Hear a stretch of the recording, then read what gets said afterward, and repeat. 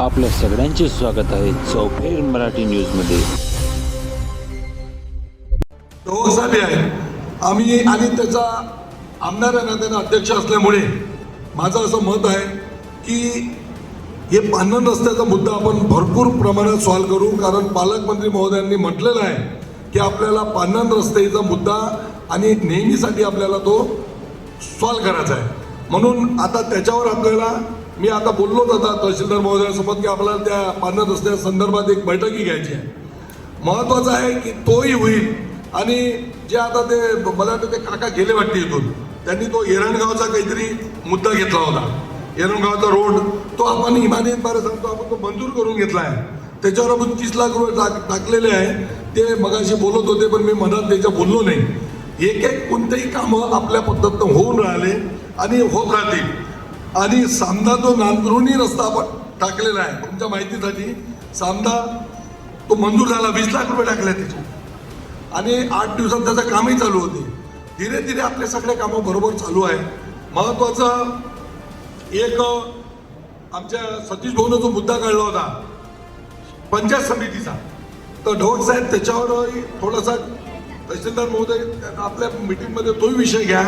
कारण जर आपल्याला 20 लाख रुपयाची तरतूद आपल्या पंचायत समितीमार्फत आहे, 10 लाख रुपयाची तरतूद अगर ग्रामपंचायत द्यायला तयार आहे तर 10 लाख रुपये मी तुमच्या समक्ष सांगतो की 10 लाख रुपये मी आमदार या नात्याने त्याच्यात टाकतो. पंचायत आपल्या ग्रामपंचायत भवन किती घेऊ मला सांगा. ग्रामपंचायत झाल्या तर आपलं त्याच्यामध्ये कसं आहे मला सांगा. कुठली परिस्थिती अशी आहे की ग्रामपंचायत नाही आहे, अजूनही नाही आहे. सावडा पुन्हाचं एक नाव सांगितलं होतं, असे बरेचसे नाव आहेत की तिथे ग्रामपंचायत शाळेमध्ये आहे, कालवडे आहे, असे बरेचसे आहेत. साहेब तुम्ही म्हणत होते त्यावेळेस, मी काही बोललो नाही. पण हे जे आता नाव आहे हे तुमच्यापर्यंत आम्ही यादी देण्याचे प्रयत्न करू. कारण की आमच्या सरपंच लोक म्हणा, आमचे पदाधिकारी म्हणा, यांना आम्ही विश्वासात घेऊन तुमच्यापर्यंत ती यादी देऊ. कारण बरेच जागी ग्रामपंचायत भवन नाही. आणि आमच्या गुणवंतरावांना जे म्हटलं आपले उंचच आहे, कारण खरोखर असं माझं असं मत आहे की मला बऱ्याच जणांचे फोन येतात आणि तुम्हाला खोटं वाटेल, एक म्हणजे पालक लोकांचे तर येतातच पण विद्यार्थ्याचे येतात. कारण ते लोक तिथून सायकलला ये जा करतात, कधी कधी बाईकनं येतात, 2 व्हीलरनं. त्याच्यामुळे काय होते आणि आपले हे जे आता स्कूल बस वगैरे आहे ते लहान मुलं काय करतात त्याच्यातून हात काढतात गाडीमधून म्हणा याच्यामधून. तर त्याच्यामध्ये नुकसान झालेले आहेत बरेचसे. आपले काही लोकांचे ॲक्सिडेंट झालेले आहेत. तर त्याच्यावर जरा तुम्ही लक्ष द्या. कारण मी मागे तुम्हाला सांगितलं त्यावेळेस तुम्ही ते करून घेतलं होतं. आता झाड आहे तर ते वाढणारच आहे. तर माझं असं मत आहे त्याच्या फांद्या गिंद्या जर आपण वेळेवर जर आपण हे केल्या तर ते लोकांना त्रास होणार नाही. आणि महत्त्वाचे मुद्दे आणखी एक असे आहेत की आपण यांनी तो रेतीचा जो मुद्दा आमच्या गुणवंतरावांना जो उचलला किंवा सरपंच महोदयांना तुम्ही काही सांगितलं आहे का की कुठले घाट आहे. तर मलाही माझ्या याच्यात की ते तरतूद नव्हती. पण मला त्यांनी ज्यावेळेस घाट लिलाव होतात त्यावेळेस त्यांनी मला एकदा फोन केलेला की आपले लिलाव होणार आहेत की तुमचे काही लोक असतील त्याच्यात, म्हणजे काही कोणी घेणारे आहेत काय आहेत. मी म्हटलं त्याच्यातले अजून तर आमचे कोणी लोक अजून तयार झाले नाही. ते तुम्हाला कोणाला द्यायचे आहे. फक्त आपल्याला आपला महसूल ज्या पद्धतीनं व्यवस्थितरित्या हाताळल्या जाईल त्या रीतीनं तुम्ही हाताळा. आणि मी मध्यंतरी त्यांना एक तोही फोन केला होता गुणवंतराव, तुमच्या माहितीसाठी सांगतो की बरेचशा लोकांच्या माझ्याकडे अशा कंप्लेंट होत्या की आमच्या गावातून रेती अवैधरित्या जाते आणि इथून ट्रॅक्टर भर वेगात जातात. कोणी असे रस्त्यानं ट्रॅक्टर चालवतात की लेकरं म्हणजे कोणी मदत असले तेही बघत नाही. म्हणजे घटना नुकसानदायक, म्हणजे एखाद्याचा जीव जाईल असेही मला फोन आले. कारण ते लोक जोरात का जातात, ते चोर असतात. बरोबर, ते चोर असतात म्हणून जोरात जातात. शाव असला तर तो पान खाईन, पान टपरीवर पान घेईन, एखादी चहा पिणार, मग त्याचं ट्रॅक्टर नाही. पण ते काही असं होत नाही. तर माझं असं मत आहे त्याच्यावरही तहसीलदार महोदय तुमचं थोडं लक्ष द्या. ते चेकपोस्ट जरूर लावली तुम्ही, पण त्याचे फोटो आणले काढून त्याच्यात साहेब आता बोलावं नाही. आता चांगलं कुत्रे नसते त्याच्यात, कोणीच नाही आहे. कर्मचारी तसा आहे तर दूरचा विषय आहे. नाही तर मी तुम्हाला आता एखाद दिवशी तिथंच नेतोच आता. कारण की तुम्ही ते लावले तर ढोंगणे, पण काही कामाची गोष्ट नाही आहे. मनाचा अर्थ आहे. महत्वाचं आता काल खासदार साहेबाचा या विषयावर फोन आला की ते चेकपोस्ट लावायला लागलं की म्हटलं हो, तर म्हणजे त्याच्यात तर कोणीच नाही आहे म्हणे. आता झालं इथं कमालच झाली. म्हणून मी तुम्हाला म्हणतो की त्याच्यावर जरा लक्ष द्या. आज तुम्ही म्हणता की साला आपलं काही गडबड घोटाळा काहीच नाही, पण साला गडबड घोटाळा नाही आहे तर हे साले सर्रास नेतात रीती, तर याच्यावर जरासा लक्ष द्या. आणि ढोक साहेब आपल्यावर मगाशी मला असं म्हणायचं आहे की ढोक साहेब आपल्यावर तो आरोप झाला त्याचा आपल्याला आता पर्दाफाश करणं आहे. कारण ढोक साहेब त्यांनी जो आरोप केला हा चुकीचा आहे. आणि अमोरासमोर जर सरपंचाची, किशोर भाऊ तुमचं म्हणणं एकदम साहजिक आहे. कारण सरपंचाची जे त्याची बिचारी इज्जत मलिन होती, त्याची इज्जत, त्या सरपंच तो गावाचा एक प्रथम नागरिक आहे, त्याच्यावर लोकांचा भरोसा आहे. त्या त्याचं नाव इथे घेतलं चाललं की बाबा त्याने 5-5 हजार रुपये घेतले आणि त्या सरपंचाच्या समोर म्हणून राहिला. मी असं म्हणतो की सगळेच अधिकारी म्हणा, सरपंच म्हणा, सचिव म्हणा, सगळेच खराब नसतात. आता मी अचलपूरचं उदाहरण दिलं तुम्हाला, कर्मचारी महोदय तुम्हाला सगळ्यांना सांगतो, अधिकारी आहेत तुम्ही तुमच्या लोकांपासून आम्हाला अपेक्षा काय आहेत सांगू. मला सांगा, आमच्यापर्यंत सर्वसाधारण शेतकरी म्हणा की सर्वसाधारण एखादा व्यक्ती म्हणा आम्हाला तहसीलचं काम घेऊन आला, नगरपालिकेचं काम घेऊन आला, पंचायत समितीचं काम घेऊन आला, जिल्हा परिषदचं काम घेऊन आला, तर आम्हाला फोन तुम्हालाच करणार. आणि तुम्ही तो आमचा जर फोन घेऊन, आता कधी कधी काय होते लेडीजच्या बद्दल बोलतो. आता बिचारे इथं आता मला काही ओळखीचे आहेत, काही नाही आहेत, पण नाव सेव्ह आहेत माझ्यापाशी नंबर. तो एखादा शेतकरी असते, तो जोराजोराने म्हणते की आमदाराचा फोन आहे बोला, आमदाराचा फोन आहे बोला. ती मॅडम काय म्हणते, मला वेळ नाही आहे, मला दुसरे काम आहे, ते ऐकू येते फोनवर, ते ऐकू येते. माझं असं मत आहे, मी तुम्हाला आता म्हणजे आपुलकीच्या भावनेनं सांगतो की तो फोन तुम्ही जर त्या कास्तकाराचा म्हणा की त्या एखाद्या शेतकऱ्याचा म्हणा की एखाद्या गरीब माणसाचा म्हणा, तो फोन घेतला आणि आमदार साहेब बोलतात तर मी तो तुम्हाला फाशी देणारच नाही आहे. एवढंच म्हणणार आहे की त्याचं व्यवस्थित काम असेल ते बिचाराला करून द्या. एखादा चुकीचं असेल तर त्याला सांगा की तू या मला डॉक्युमेंट आणून दे वगैरे वगैरे. किंवा आज नाही होत असेल तर 2 दिवसानं होते, 2 दिवसानं त्याला बोलवा. कारण काय होते, त्याचा जर तुम्ही फोन नाही घेतला तर त्याचं आमच्याही बद्दल त्याचं मन खराब होते. त्याची तुम्ही दक्षता घ्या. अन्यथा काय होईल, मी इरविन दवाखान्यामध्ये त्या मॅडमचं मला ऐकू आलं होतं, मी दर्यापूरमध्ये होतो, जाय कोणा आमदाराला फोन लावायचा लाव, मी फोन घेत नाही, एवढंच ऐकलं होतं. मी इमानदारीनं दर्यापूरून अंजनगावात तेव्हाच गेलो, दर्यापूरून अमरावती तेव्हाच गेलो. तो व्हिडिओ आहे ना आपल्यापाशी. त्या मॅडमची तेव्हाच मेळघाटात बदली करायला इमानदारी. तसं अटलून तिथून सिरियसली म्हटलं, अगर इले तुम्ही इथून पाठवलं नाही, कारण माझ्याजवळ सगळं तिचं रेकॉर्डिंग होतं. रेकॉर्डिंग असं होतं की डायरेक्ट तिनं म्हटलं की मी आमदाराला ओळखत नाही. तो त्याची 9 ते 10 वर्षाची पोरगी बेडवर होती आणि तो मानतो मी की गेल्याबरोबर इलाज होत नसते, गेल्याबरोबर ती पोरगी दुरुस्त होणार नव्हती. पण माझं असं मत आहे, सर्वसाधारण लोकांचं असं मत आहे की आमच्या पोरीले किंवा आमच्या पोराले किंवा आमच्या लेकराले किंवा आमच्या बायकोले जरी डॉक्टरनं जरी हातही लावला आणि म्हटलं की बाबा फिकर करू नको, मी सलाईन लावतो, मी इंजेक्शन देतो, काळजी करू नको, काही मोठी गोष्ट, अर्धी तब्येत तशीच दुरुस्त, असं माझं मत वैयक्तिक. कारण कधी भावनेनं माणूस चांगला होतो. अगर तुम्ही त्याच्या मुलीने 9 वर्षाची मुलगी आहे, तिचं म्हणजे काय झालं ते बेहोश अवस्थेत आहे, तिला तुम्ही हातही नाही लावून राहिले तर त्याचं मन काय बोलीन. तिथं जाऊन मी ते जे काही करायचं आहे केलं आणि ती बाई अजूनही मला फोन करते, बाबा मला मेळघाटात पाठवलं साहेब, मला काही नाही बाई, तुझी कामच ते मेळघाटात आहे, कारण तिकडे लय पेशंट आहे, तू तिकडेच राह. माझं मनाचा अर्थ असा आहे की कोणाचा, मी काही तिचा दुश्मन नव्हतो. ते मुलगी काही माझी काही बिचारी माझ्या घराजवळ नव्हती की तिनं माझं काही नुकसान केलं नाही.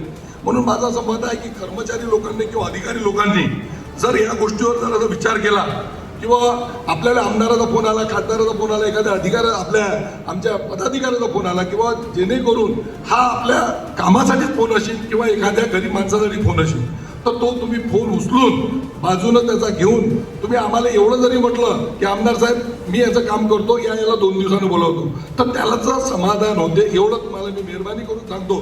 कधी कसं आहे, नाही तर मी त्याच्यासोबत बोललो, पहिले लाभ फिर बात फिर मुलाकात, हे असं नाही झालं. माझं मत आहे की तुम्ही माणसं आहे, मी माणसं आणि तुम्ही 58 वर्ष सर्व्हिस करणार आहोत, आम्ही 5 वर्ष लोकांची सेवा करणार आहोत. 3 लाखातून आम्ही निवडून येतो, 3 लाख लोक आमच्या सोबत असतात, त्यांची भावना असते आमच्याशी जोडलेली की या आमदाराला आपण निवडून दिलं, मागच्या आमदाराला पाळलं, या आमदार निवडून दिलं, तर आमच्याबद्दलही काही आपुलकी असते. आम्ही पहिल्यापासून लहान म्हणजे जेव्हापासून समजते तेव्हापासून हे काम करतो, लोकांच्या सानिध्यात असतो. म्हणून माझं असं मत आहे की तुम्ही लोकांनी त्याचा थोडासा मान ठेवायला पाहिजे, त्या लोकांचं थोडं निरसन करायला पाहिजे. त्याचं काम 2 दिवस. अरे तो असा माणूस आहे, एक शेतकरी माणूस असा आहे की त्याला म्हटलं ना की तू 8 दिवसाने आहे तर तो बिचारा 8 दिवसांनी येईल. असं माझं मत आहे की त्याच्यावर तुम्ही लक्ष द्या. आणि महत्वाचं एक तो प्रोटोकॉलचा विषय होता. मॅडम आता मला सांगा, तुम्हाला यांनी सांगितलं नव्हतं का? मग एवढं काम आहे का तुम्हाला? असं नाही ना मॅडम.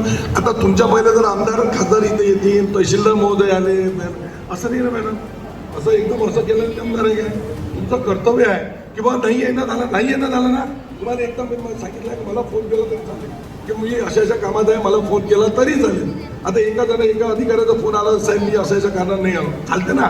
अरे का फाशी आहे का त्याच्यात? मला सांगा, एखाद्याची तब्येत खराब असू शकते, एखाद्याच्या घरी तब्येत खराब असू शकते, एखाद्याचे वडील, आता मला सांगा सगळेच हे असतात. कोणी इथं नोकरी करते तर त्याचे वडील अमरावतीला असतात, त्याच्या वडिलांची तब्येत खराब होते, असतात बरेचसे प्रॉब्लेम असतात.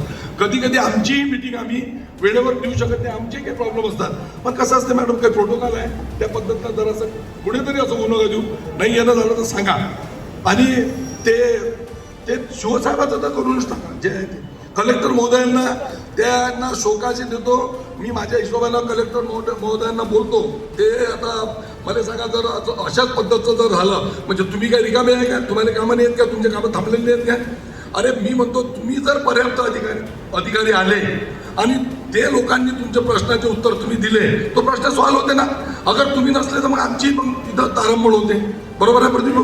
समजा अधिकारी नसले तर आपली तारंबळ नाही होईल काय? आपण कोणासंग प्रश्न करू, आम्ही उत्तर देऊ घ्यायचे. म्हणून माझं असं मत आहे की तुम्ही लोकांनी तो बाबा जर प्रोटोकॉल प्रमाणे तरी जर तुम्हाला दौद साहेबांनी, जर BDO साहेबांनी तुम्हाला सांगितलं तर तुमचं कर्तव्य होतं का यायचं. तर ते नाही आले, त्याबद्दल जरासं.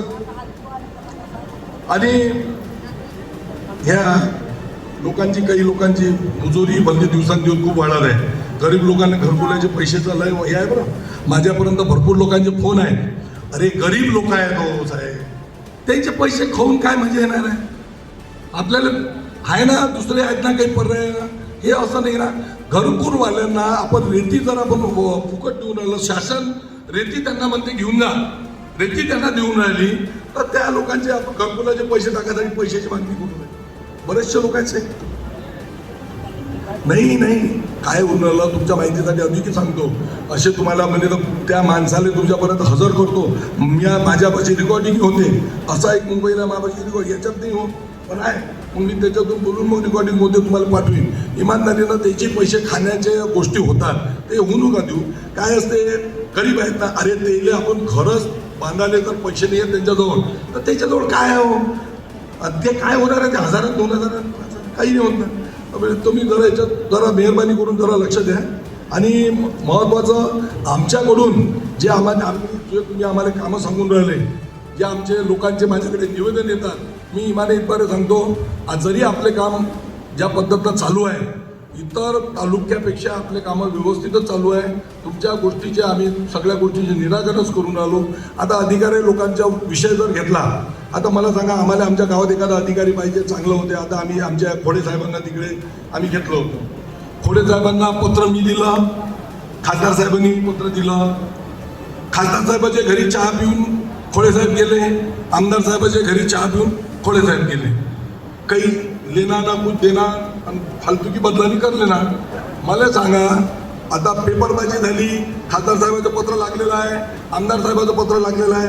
आमदार आणि खासदार हे पत्र देतच असतात. मला सांगा, तुम्ही तुमच्या समोर बोलतो, एखाद्या अधिकाऱ्याला काही प्रॉब्लेम असला की बाबा साहेब मला अमरावती द्या, माझे आईवडील तिथं आहेत, त्यांची तब्येत बरोबर नाही राहत, एखाद्या आईला माझे कॅन्सर आहे, काही त्यावेळेस आमचंही मन व्हायला होते, आम्ही तुम्हाला पत्र देतो. मग पत्र देतो तर काय आम्ही तुमच्यावर पैशाची मागणी करतो? आम्ही तिकडच्या CO मॅडमला फोन केला, त्यांची बदली करून आणली आणि ते अंजनगावले आले. आता पर्यायी तुम्ही ऐकलं असेल पेपरमध्ये त्या गोष्टी झाल्या. आता मला सांगा, आम्ही हे थोडी म्हटलं आहे की ते परीक्षा केंद्राच्या पोराईचे तुम्ही पेपरमधले काहीतरी गडबड करा, हे मनासाठी आम्ही त्यांना बदली केली काय? म्हणून माझं असं मत आहे की बाबा तुम्ही अधिकारी लोक सगळेच खराब असतात असं नाही आहे, पण काही असतात तर त्याच्यामुळे आपल्या चांगल्या लोकांची बदनामी होते.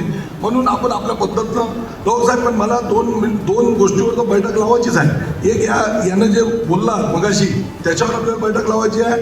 आणि हा जो गडी आहे आमचा लीडर गेले का ते लीडर?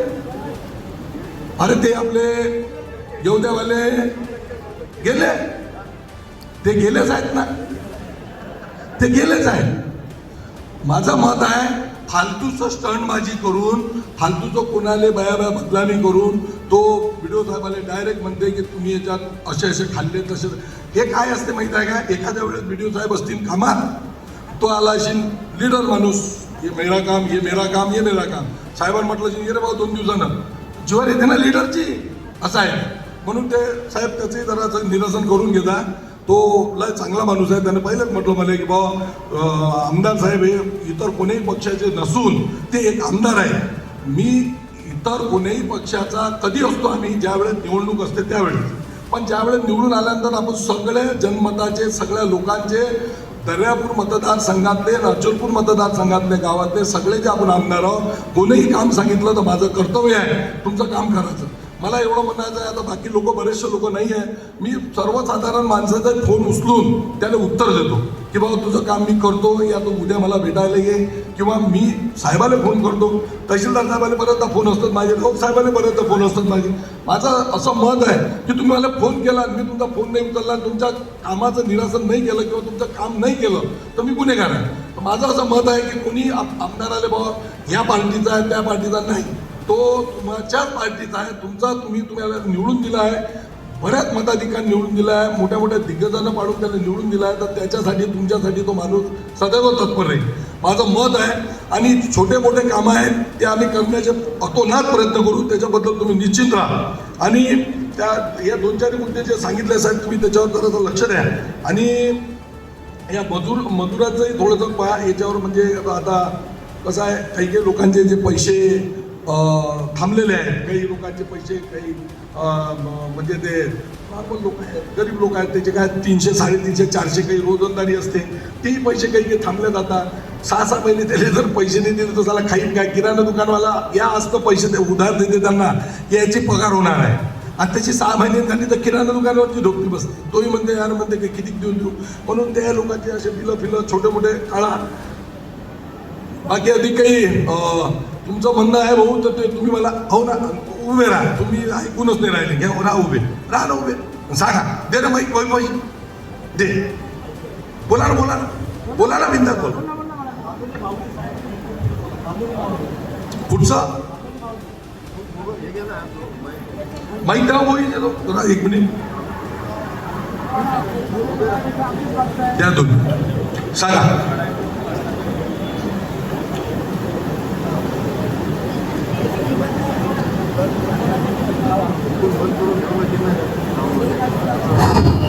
साहेब, काजोली माऊली रस्त्याची जी परिस्थिती आहे ती जिथून गाळे सुद्धा जाऊन राहिल्याने विद्यार्थी शाळेमध्ये चाललेले आहेत. माऊली ते कांदोली, माऊली कानोली 3 किलोमीटर साहेब. माऊली कानोली पोहून गेलो बेटा, ठीक आहे, तेवढं साहेब करून दे, बाकी तर नाही ना काही, बाकी नाही. ठीक, चला ठीक आहे. तर अधिकारी महोदय, काही आमचं काही चुकलं असेल तर तुम्ही अचलपूरचा काल त्या दिवसा हे आमसभा पहा. म्हणजे आमदार कसे बोलतात, काय बोलतात, अशा पद्धतीचा मी आमदार नाही आहे. तुमच्यासोबत तुमच्या भोवबंदीसारखाच आमदार आहे. तुम्ही फक्त पर्यायी व्यवस्था आमच्या या लोकांचे आम्ही सांगितलेले कामं तुम्ही करा. तुम्हाला आमच्याबद्दल कोण्या गोष्टीचा त्रास होत नाही. कधी आम्ही अधिकाऱ्यासोबत एकदम असं पॉवरबल अधिकाऱ्यासारखं राहत नाही. माझं असं मत आहे, ज्याचं त्यांचं जर काम झालं, आता शेंडे साहेबाच्या बद्दल सांगतो. शेंडे साहेबाला मी अर्ध्या रात्री फोन केला होते, फोन करून मला सांगतात की साहेब तुमची अशी अशी परिस्थिती आहे. आता त्यांचंही साहजिक आहे. आता एक आमचं गाव निमखेड गाव आहे, आमच्या हिरापूर निमखेड गाव आहे, बरोबर शेंडे साहेब. तिची येणं लाईन म्हणजे पाईप बंद केली, पाणी बंद केलं. आता पाणी बंद केलं, तिच्या लोकांचे फोन तुम्हाला येणारच आहे, पण का बंद झाले. मग माझं काम आहे त्यांना विचारलं. त्यांनी सरळ मला आराम सांगितलं साहेब की तिथलं 80-90 हजार रुपये बिल आहे, पण 10,000ही सरपंच झाले म्हटल्यावर 10,000ही आम्हाला त्यांनी वसूल करून दिली नाही. आता त्यांनाही तिथून पगार काढणं आहे, त्यांचं पूर्ण ते MGP चालवणं आहे. तर माझं आपल्या जनतेने म्हणणं आहे की साला 5,000 बिल असेल तर आपल्याला 1,000 तर द्या, 500, 1000 धीरे धीरे द्या ना. मग आपल्यावर आपल्या गावात हे मला सरपंच लोकांना म्हणणं आहे की बाबा आपल्या गावाची वसुलीच्यासाठी आपण तत्परतेनं समोर आलो पाहिजे. कारण आपलं गाव बंद झालं तर आपली त्याच्या इज्जतचा भाजीपाला होते. कारण आपल्या गावाचं सरपंचाचं नाव आहे त्यांनी त्याच्यात पुढचं पाणी बंद केलं तर इथलं काम पाणी बंद केलं. ते बंद न होण्यासाठी कधी कधी सरपंचांनी त्याच्यात पुढाकार घ्यावा आणि पाणी बंद न होऊ द्यावं. आणि महत्त्वाचं त्या आमच्या ताईचं पाहून घेता तुम्ही कुठलं येऊदा वडनेरगंगाई ते म्हणतात की 2 दिवस येतात, तुम्ही म्हणतात 6 दिवस सोडतो. त्याच्यावर थोडं लक्ष द्या. आणि शाळेचा जो प्रश्न आहे शाळेमध्ये पाणी बंद नको करू, कारण बिचारे लहान लहान पोरं असतात त्याच्यावर थोडंसं